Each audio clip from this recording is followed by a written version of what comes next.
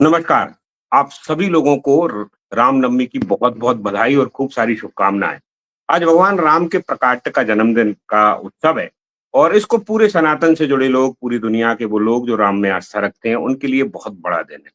और इस रामनवमी विशेष पर मैं आपके साथ में हूँ, एक ऐसे शख्स को लेकर, जो इस दौर में युवाओं के लिए एक बड़ा प्रेरणा स्रोत है भगवान राम के नज़रिए से या उनकी दृष्टि से।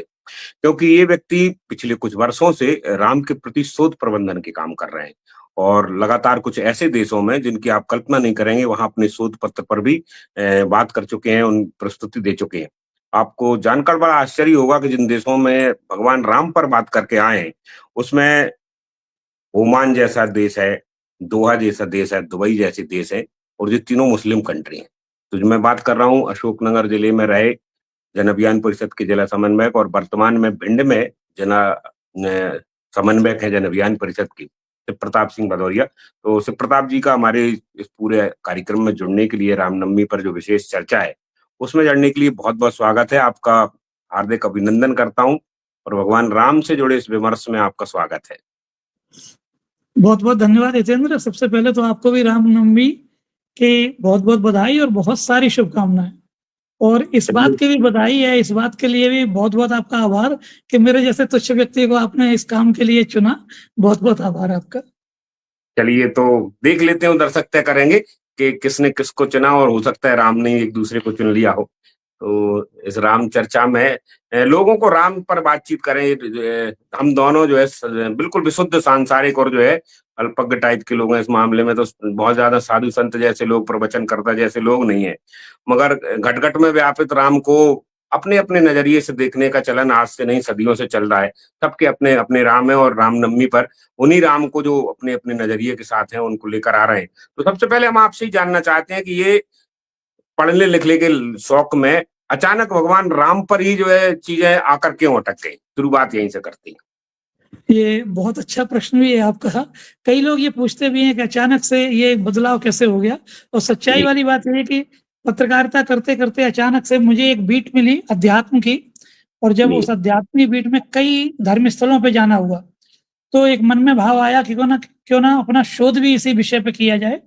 तो मैंने जब शोध के लिए अप्लाई किया तो हमारे एक गुरुदेव हैं, उन्होंने हमको बड़ी अच्छी बात कही। और आप यकीन नहीं मानेंगे, मतलब वो मूल मंत्र हो गया जीवन का। शोध करने के बाद हमने जब उनसे अपनी बधाई लेनी चाहिए और मैंने उन्हें फ़ोन करके ये कहा कि सर मैंने ऐसे-ऐसे शोध इस विषय पे कर लिया है।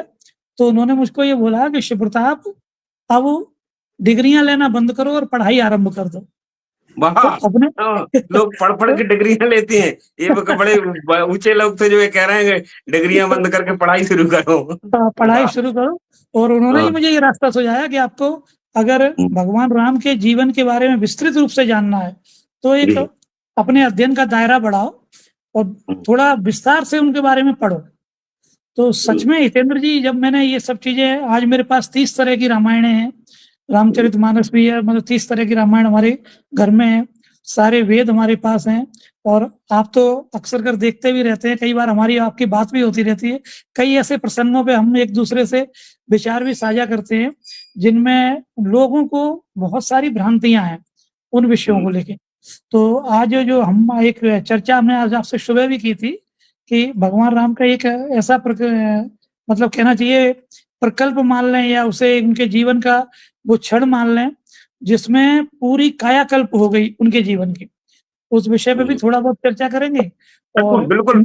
नहीं, बहुत अच्छी बात ये है कि भगवान राम पर जो है लगातार जो है काम करने का अवसर, मौका मिला आपको, इसके लिए ईश्वर ने आपका चयन किया है। ये जो बात अभी आप कह रहे थे कि ऐसे कई सारे प्रश्नांकन हैं जो राम को लेकर खड़ा किए हैं। आज मैंने सुबह ही फेसबुक पर जो एक पोस्ट भगवान राम को लेकर डाली है, तो वेद व्यास के राम मैंने लिखा था उसमें। तो हुँ, अचानक राम अंक पढ़ते-पढ़ते जो है कल्याण का राम अंक पढ़ रहा था, तो मेरी भी ये जिज्ञासा थी बहुत दिनों से। मुझे भी ये लगता था कि वाल्मीकि और तुलसीदास जी के अलावा कम से ही कवि हैं जिन्होंने राम पर लिखा है और उसमें वेदव्यास कैसे छोड़ गए, तब पता चला कि 8 जो है 18 में से 9 पुराणों में भगवान राम को लेकर उन्होंने लिखा है। तो क्योंकि ये हमारे अध्ययन की कमी है, हमारे अपने इतिहास, अपने जो शास्त्रों में हमारे खोने की या उसमें ना होने की कमी के कारण हम जैसे लोग भी उसमें ठीक नहीं थे। तो खैर धीरे-धीरे करके ही सही, कुल मिला के राम के प्रति लोगों के मन में आग्रह और आस्था तो बढ़ी रही है। तो सबसे पहले मैं आपसे यही पूछ रहा हूँ कि जब आपका ये शोध प्रबंधन का काम शुरू हुआ, तो मुस्लिम देशों में जाकर उस पर जो है अपना वक्तव्य देना और उस पर बात करना, ये कैसे हुआ? ये एक तरह से कोइंसिडेंट ही है। जी, मतलब ये कहना चाहिए कि ये बात सत्य है कि मेरा जो पहले सोचा था मुझे कि मलेशिया, शायद मुझे मलेशिया मिलेगा। मलेशिया जी, में जाना पड़ेगा और वहाँ एक 45 मिनट का एक शोध पत्र पढ़ने का अवसर प्राप्त होगा। लेकिन सबसे पहले मुझे दोहा का जाने का अवसर मिला और दोहा में भी भगवान राम का जो चरित्र है और स्पेसिफिक वो जो वनवास के समय का है और उसमें उनका संचार कैसा था, इस विषय को लेके हमें बात करने का अवसर मिला। मैं सच बता रहा हूँ हितेंद्र भाई कि उस जी। दौरान जब ये हमारा वहाँ लेक्चर ये इन 3 जगहों पे हुआ जो आपने अभी ज़िक्र भी किया है, कई लोगों ने हमको ये बोला कि हमें ये नहीं पता था कि इस तरह का जीवन भगवान राम का रहा है और जी। कई लोग वहाँ प्रभावित भी हुए। मतलब वो भले हमारे हिंदुस्तान के लोग थे, लेकिन कहते हैं ना कि अध्ययन बहुत कम है लोगों का। ये सब कुछ देखा-देखी में ही उन्होंने जो कुछ समझा है, उसी को समझा है। लेकिन राम के जब आप गूढ़ता को जानेंगे, जब पढ़ेंगे, तब समझ में आता है कि राम को श्री राम बनने के लिए कितनी मेहनत करनी पड़ी। तो यहीं से शुरुआत कर देते हैं। पिछली बार जब मैं आपसे वैयक्तिक रूप से बातचीत कर रहा था, तो राम के वन प्रसंग में बहुत सारी चीज़ें आई थी। एक तो वो जो दलितों, वंचितों, शोषितों को राम ने कैसे मुख्य धारा में लाए, वो एक अलग विषय है। मगर चूँकि हम दोनों कम्युनिकेशन के विद्यार्थी हैं, संचार के विद्यार्थी हैं, पत्रकारिता में हमारा बड़ा विषय रहा है ये तो बाकायदा। तो अगर इस पर ये देखा, एक ऐसा गहन विषय है जो बिल्कुल अछूता है, अभी तक इस पर जो है कम ही लोगों ने चर्चा की है, कि लगभग 12-13 साल टोटल भगवान राम वन में रहे। तो उनके जो संचार की व्यवस्थाएँ हैं या उदाहरण हैं, तो क्या चीज़ें हैं जो बताना या चीज़ें सामने आना ज़रूरी है आपको लगता है? मैं मितेन जी, मैं आपको सिर्फ़ 2 बहुत छोटी-छोटी बातें बताता हूँ और आपको जी, लगेगा कि उनका संचार कौशल किस तरह का था। ये तो सबको पता है कि भगवान राम की जो पीढ़ी थी वो 61वीं पीढ़ी में भगवान राम आए। उससे पहले मरीच और दशरथ तक अगर हम चले जाएँ, तो मरीच से दशरथ तक की जो 61वीं पीढ़ी थी, उसमें भगवान राम का प्रादुर्भाव हुआ, उसमें वो प्रकट हुए हैं। फिर आपने कश्यप को सुना ही होगा, कश्यप जो थे, जी, सूर्यवंश जी। में श्राद्ध देव थे, भागीरथी थे, उनके ही वंशज ये सारे के सारे थे और बड़े नामी राजा थे ये। आप जब थोड़ा-सा भगवान र पीछे होइए, आपका जो चेहरा ऊपर से कटा, थोड़ा-सा पीछे हो जाइए बस, हाँ, बढ़िया। ठीक है? जी, हाँ, जी। जी, बिल्कुल। तो तो उसी तरह मतलब ये कहना चाहिए, उसी पीढ़ी से वो भगवान राम 61वीं पीढ़ी में वो आए। जब जी, उन्हें वनवास हुआ, तो वनवास के समय मैं आपको छोटे-छोटे 2 उदाहरण देता हूँ, इससे उनको आपको संचार कौशल समझ में आएगा। शूर्पणखा को आने में साढ़े 13 वर्ष लगे हैं।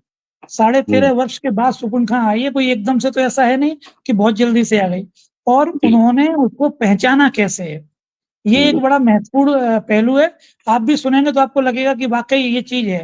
रामचरितमानस भी कहता है बहुत सरल सी भाषा में, रामचरितमानस भी कहता है, वाल्मीकि रामायण भी ये कहती है। अभी आनंद रामायण का उल्लेख हम लोग कर ही रहे थे, तो आनंद रामायण में भी ये प्रश्न है कि जैसे ही शूर्पणखा उस मंदिर में या उनके वो पंचवटी में जब प्रवेश की है, तो उन्होंने जो परिचय अपना दिया है, अगर हम हुँ, रामचरितमानस की उस चौपाई को ही समझ लें, तो हमारी ये समझ में आ जाएगा कि वो कितने पारखी थे लोगों को समझने के लिए। उन्होंने जब परिचय दिया तो उन्हें परिचय देते ही शूर्पणखा ने ये बोला है कि तुम सम पुरुष न मोसम नारी, ये अरे! शब्द प्रयोग किया है। ये जी, अगर जी, आपने बिल्कुल। सुना भी बड़ा पढ़ा भी होगा, बहुत प्रचलित चौपाई जी, है ये। तुम सम हुँ, पुरुष न मोसम नारी, ये संयोग विधि रचा विचारी। तो धीरे-धीरे बातचीत और आगे बढ़ी और फिर उसने एक लाइन और बोली जी, कि मन माना कछु तुम्हें निहारी, ताते अवलग रह्यु कुँवारी। तो वाह! भगवान राम तुरंत समझ गए कि ये अपना परिचय ही गलत दे रही है। ये कह हुँ, रही है कि तुम सम पुरुष न मोसम नारी। ये पहले अपने आप को नारी बता रही है और बाद में कुँवारी कह रही है। इसका हुँ, मतलब ये है, ये हमारे देश की नहीं है ये। और ठीक है, ये वो एकदम से भाँप गए और फिर जी, आगे का प्रकरण आपको पता ही है कि किस तरह से वो सब चीज़ें हुँ, हुई हैं, पूरा प्रसंग आपको ये मालूम ही है। बिल्कुल, दूसरा प्रसंग जटायु को लेके है कि जटायु भगवान राम की गोद में है और कहते हैं ना कि मतलब जन्म-जन्म तक मुनि जतन कराएँ, अंत राम पद आवत नाहि, मतलब उनकी गोद में, उनकी शरण में आना अपने आप में सबसे बड़ा ईश्वर व्यक्ति के लिए सबसे बड़ा उपहार है ये। तो भगवान राम की गोद में जटायु है और जटायु जब बोल रहा है तो वो उन्होंने बोला है, नाथ दशानन यह गति कीनी। हुँ, इस गति के लिए सारे मतलब संत मुनि सब तरसते हैं और वो ये हुँ, कह रहा है ये मेरी गति दशानन ने की है, बस ये किया जी, हुआ है। तो भगवान राम को ये लगा कि कुछ गलत हो रहा है, मतलब ये कह रहा है कि जो मेरी इस गति में आने के लिए लोग तरसते हैं, और ये कह रहा है कि ये गति मेरी दशानन ने की है। अचानक ही दूसरी लाइन बोल के उन्होंने भगवान राम को संक्षेप में ये संदेश दे दिया कि हम कहना क्या चाह रहे हैं। 63 जनक सुता हरिलीनी। जब ये लाइन कही है तो भगवान को ये लगा कि हाँ, ये सही प्रसंग है। कहने का आशय ये है कि हे खगमृग, हे मधुकर श्रेणी करके एक आपने रामचरितमानस की चौपाई बहुत सुनी होगी। तुम देखो लोग मम सीता मृग ने, नहीं? हाँ, तो लोग ये कहते हैं कि ऐसा कैसे हो सकता है, पशु पक्षियों से बात कहाँ से करते थे। सही जी, बात ये है कि पिछले 10 वर्षों में, 12 वर्षों में जी, भगवान राम ने यही वाक्पटुता, यही संचार कौशल सीखा है उन वनवासियों से, उन आदिवासियों से, उन वन के रहने वाले जीवों से, और इसीलिए वो प्रत्येक जीव से बात करने में सक्षम हुए। वो उनके दर्द को समझ सके, और उन्हीं दर्द के निवारण के लिए उन्होंने ये कसम खाई कि हम इस पूरे क्षेत्र को निशाचर विहीन कर देंगे। तो ये बहुत सारे ऐसे प्रसंग हैं जिन्हें बताते-बताते बड़ा मन करता है कि आपसे लगातार बात ही करते रहें इस विषय नहीं, पे। नहीं, ये बड़ी बात, विचित्र बात है। अभी तक हम ये भी सोच रहे थे या सुन रहे थे, बीच में आपसे बात हुई कि भगवान राम ने इतने वर्षों में जब तक जंगल में रहे, लोगों को इकट्ठा किया, उनमें जो है आयुध कौशल पैदा किया, लड़ाई का जो है कौशल पैदा किया, नए उद्योगों को लेकर कौशल। मगर ये पहली बार सुने कि वनवासियों के जो संचार के कौशल थे, वन की अपनी एक भाषा होती है, अपना संचार का तरीका, और राम ने उनको भी सीखा। तो ये भी अपने आप में वाकई में एक बड़ी चीज है ये। और ये बात भी बिल्कुल आपने अच्छा याद दिलाई है कि जो उस वहाँ जो वनवास में वो रहते थे, तो एक सरल सी भाषा में कहें या हम अपने इस कार्य क्षेत्र की भाषा में ही कह लें, भगवान राम ने ऐसा कहते हैं कि 3 एनजीओ बनाए। एक सरल सी भाषा में आपको समझाने का प्रयास कर रहा हूँ कि बिल्कुल। भगवान राम ने 3 एनजीओ बनाए। एक एनजीओ का संचालन स्वयं भगवान राम करते थे। ये जी, वृद्धों का ग्रुप था, जो वृद्ध लोग थे उनका ग्रुप था ये, और वो उन्हें बताते थे कि एक पिता होने का मायने क्या है, हमारा समाज के प्रति कर्तव्य क्या है, एक पति जी, होने का मायने क्या है, ये बताते थे राम जी उनको। एक लक्ष्मण ने अपना ग्रुप बनाया जो युवाओं का था, जो अधिकारों की बात करता था कि हमें अधिकारों के लिए किस तरह से अपने बात रखनी है। एक भाई होने का धर्म क्या होता है, एक क्या पिता होने का धर्म क्या है, इस तरह की पूरी बातें लक्ष्मण जी करते थे। सीता जी ने जो ग्रुप बनाया वो महिलाओं का ग्रुप था, और उन्हें वो बिल्कुल बराबर ये बताती थी कि पत्नी, बहन और माँ में अंतर क्या है, इनके धर्म क्या है, तो हमारा समाज के प्रति, परिवार के प्रति हमारा कर्तव्य क्या है। जब ये उनको बताते रहे, लगातार ये बताते रहे, लोग जब जागरूक हो गए, तो वो जो टेरिटरी थी, जो दंडकारण्य वन था, वो टेरिटरी किसकी थी? शूर्पणखा की थी। और हुँ। वहाँ से इन लोगों ने टैक्स देना बंद कर दिया, जो टैक्स देते थे, वो देना बंद कर कर दिया। करदूषण को जो है, करदूषण त्रेष्टा जो होते ही। हाँ, खरदूषण उसकी रखवाली करते थे उस पूरे हुँ, दंडकारण्य की। तो जब वो टैक्स 6 महीने तक लंका में नहीं गया, हुँ। तो फिर लंका से शूर्पणखा ये देखने के लिए आई कि कारण क्या है, क्यों नहीं आ रहा है ये टैक्स? और फिर आगे की घटना आपको पूरी पता ही है, फिर क्या हुआ, जो सारा कुछ है। बढ़िया। तो ये बड़ा गजब का प्रसंग है। अब ये भी हो सकता है कि बहुत सारे लोग जो लगातार राम पे ही सवाल उठाते हैं, हमारी चर्चा पे भी सवाल उठा सकते हैं कि ये जो आपने अभी संचार की बात कही या कौशल की बात कही, एनजीओ की बात कही, ये कोई कपोल कल्पना है या अपनी तरफ से गढ़ी गई मान्यताएँ तो नहीं है। तो क्या ये जो आप बोल रहे हैं, ये बहुत प्रामाणिक और शास्त्रों में वर्णित व्यवस्था से ही कोई बात कर रहे हैं ना? मैं कोई भी बात अप्रामाणिक हुँ, नहीं कर रहा। ये हुँ, मैंने कुछ प्रसंग आपको मैंने बोला, आनंद रामायण के भी कुछ प्रसंग हैं। अपने जी, यहाँ विचित्र रामायण भी एक है ना? मतलब हुँ, राधेश्याम रामायण भी है। हर हुँ, रामायण में कहानी एक ही है, बस उसको परोसने के, उसको बताने के तरीके अलग-अलग हैं। ये जो बिल्कुल, भाव हमने व्यक्त किए हैं, ये सिर्फ़ और सिर्फ़ प्रकार हैं कि भगवान बिल्कुल। राम ने जब एक एक कल्पना करें हितेन जी, हम और आप नॉर्मल ये कल्पना करें कि हमें या आपको अभी ये कह दिया जाए कि आप यहाँ से उठिए और 14 वर्षों के लिए वन में चले जाइए, और हुँ, आपको किसी भी प्रकार की सुविधा नहीं दी जाएगी, फिर आप क्या करेंगे?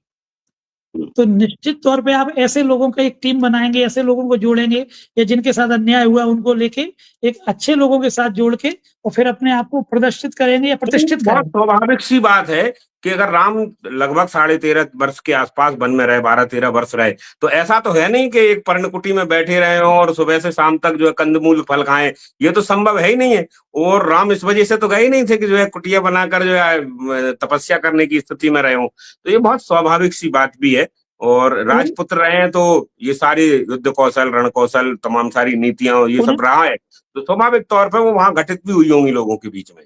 और आप ये देखिए, हमारी और आपकी 1-2 बार और इस विषय पे बातचीत हुई है और बड़े ये बात बताई हुई है कि राम के 14 वर्षों का वनवास भी एक तरह से प्रशिक्षण ही था।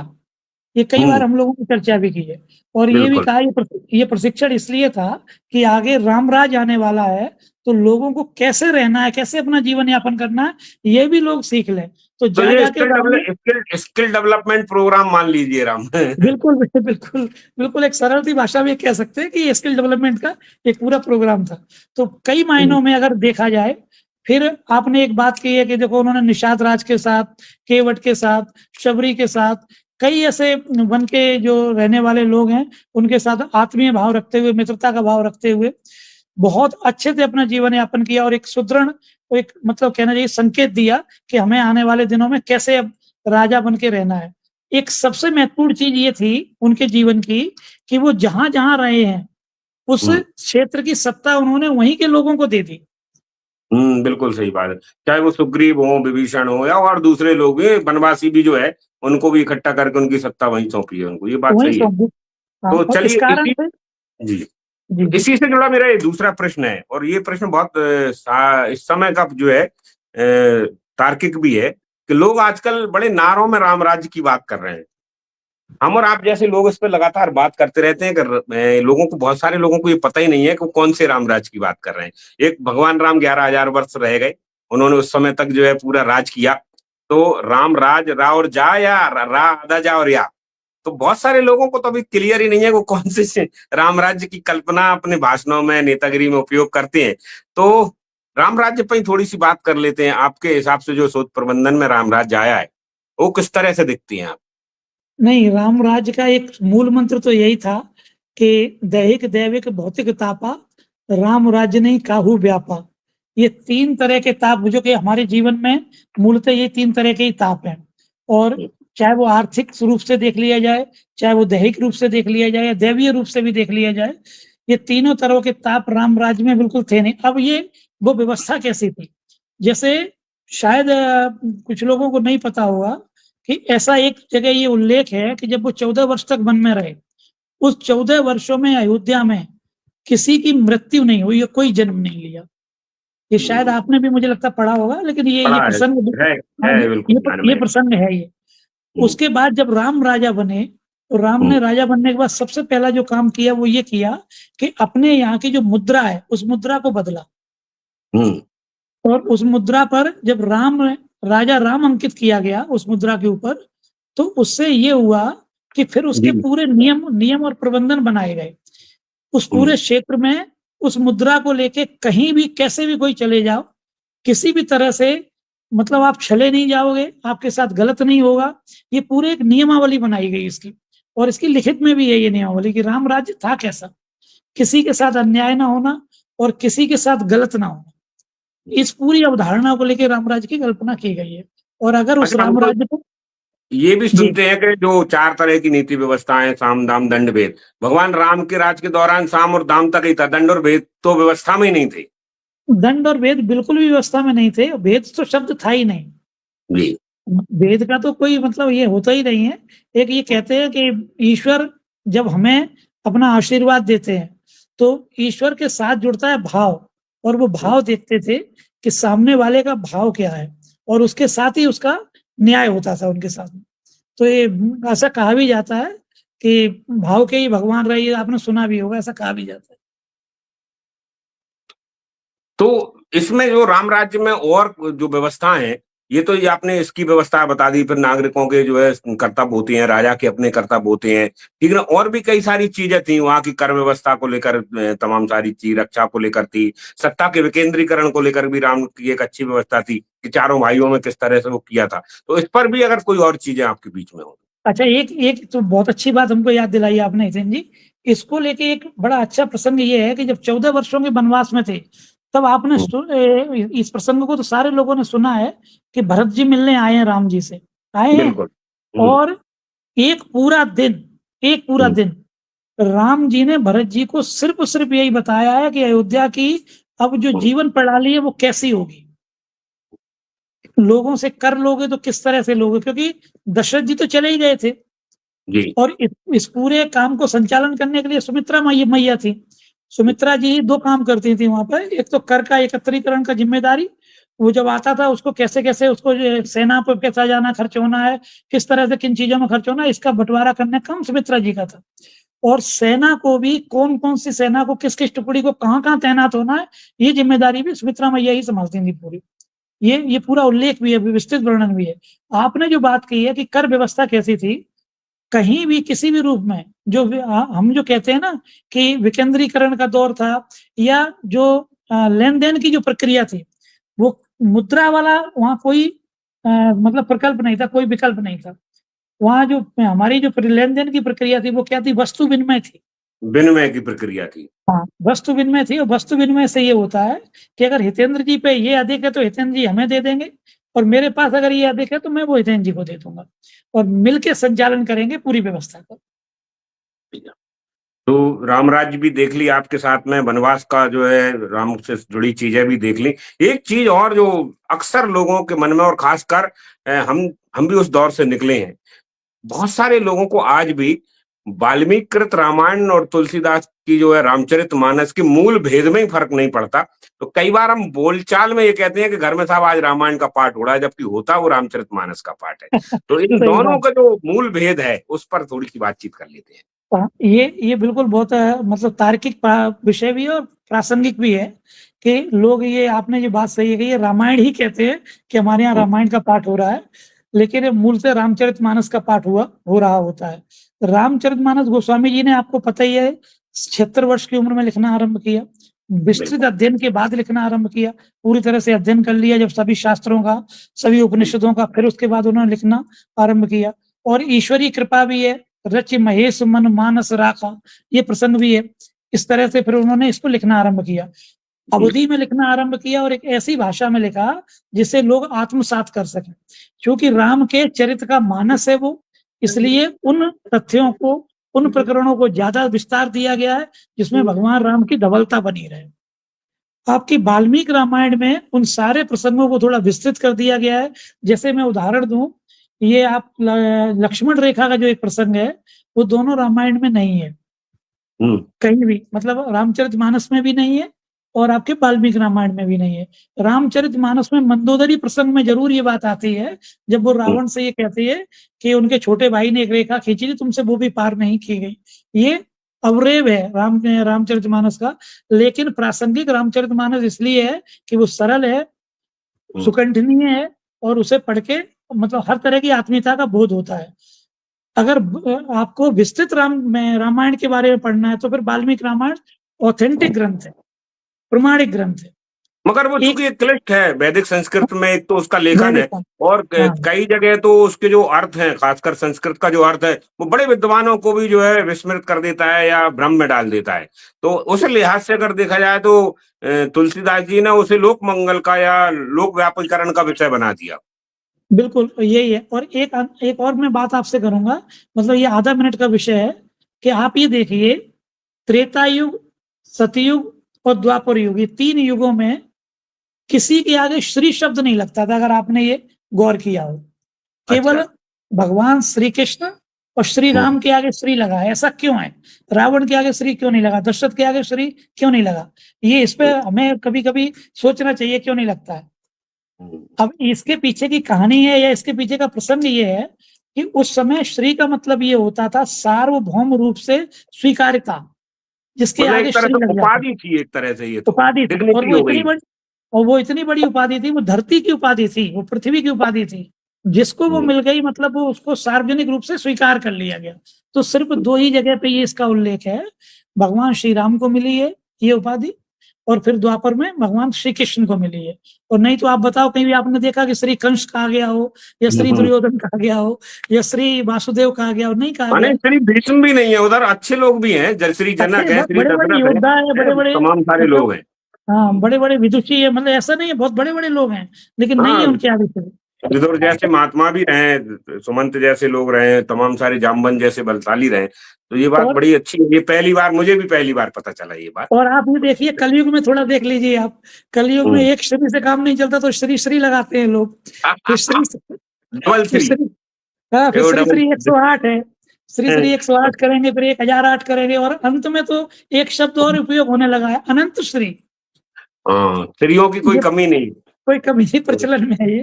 तो चलिए कहने का तो अर्थ है जी। अच्छा है।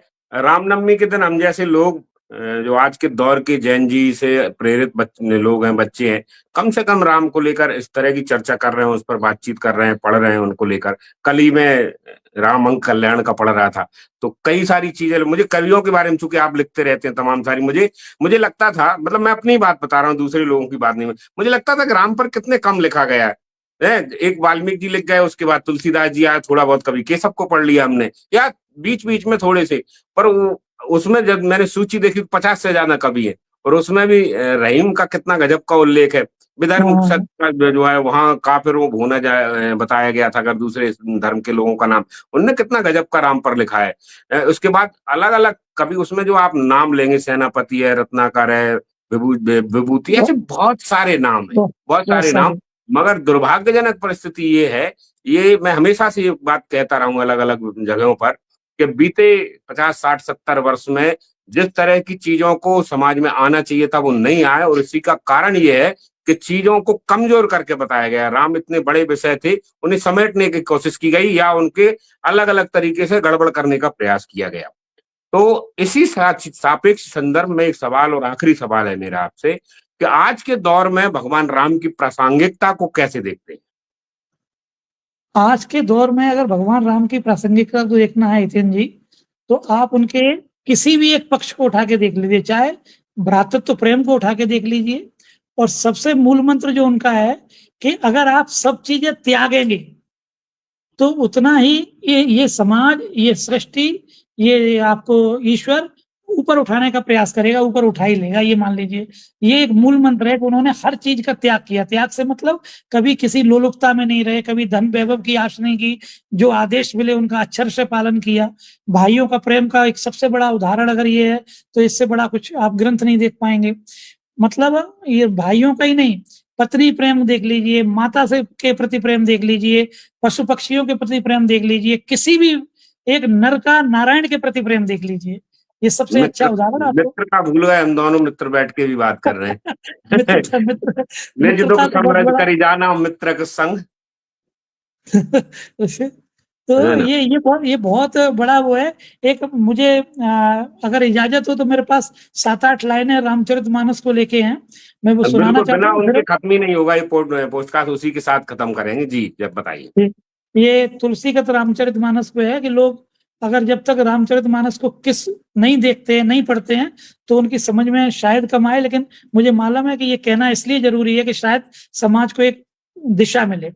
तुलसी कृत राम कथा जग में, नर नारन तारन को पुलसी, पुलसी भवसागर तारन को, सुन के मन गांठ गई खुलसी, तुलसी। खुलसी गठरी गई पापन की, सुन के जो कथा जनता हुलसी, हुलसी जनता हुलसी वसुधा, हुलसी हुलसी जन कै तुलसी, पड़ी मानस धार जो मानस पर, और कालन श्याम गई धुलसी, तन कांप उठो गुण गानन सो, और बेल ही पापन की झुलसी, रामचरित भयो कर्म को वर्णन, ज्ञान में भक्ति गई धुलसी, साहित्य तुला तोलियो तो, कविता तुलसी पे गई तुलसी। तुलसी, वाह! ये बिल्कुल बहुत बड़ी बात है, कवि हृदय की बात है। और एक चीज और जो इस आखिरी के साथ में कर रहे हैं, कि अभी तक रामायण के नजरिए से या रामचरितमानस के नजरिए से सिर्फ समाज को राम दिख रहे हैं। बाबा तुलसी के ही 11-12 अलग अलग तरीके के जो है ग्रंथ हैं, और इस पूरे कालखंड में, यानी युगों के कालखंड में, आप सोचिए भगवान राम पर कितना काम हुआ होगा। मगर दुर्भाग्यजनक तरीके से राम जितने बड़े हैं, उतना काम बाहर नहीं आ पाया। तो हम और आप जैसे लोग लगातार इस पर प्रयास करते रहिए। अभी आपके ग्रंथालय में 20-30 किताबें हैं। अगली बार कभी मिले तो उम्मीद करूंगा कि ये संख्या बढ़ती हुई जो आगे निकलेगी, क्योंकि करपात्री जी महाराज ने जो रामायण मीमांसा लिखी है, उसमें करीब 100 से ज्यादा पुस्तकों का उल्लेख किया है कि ये तो राम पढ़ पढ़ ही जाना चाहिए, पढ़ना ही चाहिए। और एक किताब का उल्लेख जरूर कर दीजिए इतनी सारी किताबों में कि एक किताब जो बहुत ज्यादा नजदीक लगती है राम को लेकर आप। वो आपने बिल्कुल आपने सही कह दिया है, वो करपात्री जी का रामायण मीमांसा अपने आप में बहुत अच्छी किताब है हितेंद्र जी। और हालांकि मानस पीयूष पढ़ना चाहिए विस्तृत रूप से जानने के लिए। मानस पीयूष बेहतरीन मानस पीयूष तो समुद्र है, भगवान राम का जीवन का वृत्त का समुद्र है। उससे ज्यादा मुझे नहीं लगता कि लिखित रूप में जो है अभी कुछ हो सकता है हमारे पास में जो है। हाँ, तो मानस पीयूष का अध्ययन अगर करेंगे तो बहुत अच्छे से, और मुझे लगता है कि तो सारे समाधान मिल जाते हैं। और कमाल की बात है कि शायद आपके और मेरे पास दोनों के पूरे पूरे जो है खंड है। बिल्कुल है, बिल्कुल है, बिल्कुल है भाई। तो 9 ही मानस पीयूष मतलब एक की अगर पृष्ठ संख्या देखें तो लगभग 500-700 से ऊपर आती है। तो आप समझ हाँ, लीजिए कितना बड़ा ग्रंथ है। तो चलिए इस पूरी चर्चा के लिए जो आधा घंटे का समय आपने हमसे निकाला, वो भगवान राम पर जो है ऐसा विषय जो रामनवमी के दिन लोग रामनवमी के जुलूस में मना रहे हैं, कुछ लोग अलग-अलग तरीके से उत्सव के रूप में मना रहे हैं, कुछ भंडारों के रूप में मना रहे हैं। तब हम राम चर्चा कर रहे हैं और उम्मीद कर रहे हैं कि आगे से ये चर्चा और विस्तृत हो, व्यापक हो, कुछ और नए लोगों के साथ जुड़ेंगे। आप हमारे साथ जुड़े उसके लिए बहुत-बहुत धन्यवाद। बहुत-बहुत धन्यवाद। नमस्कार जी।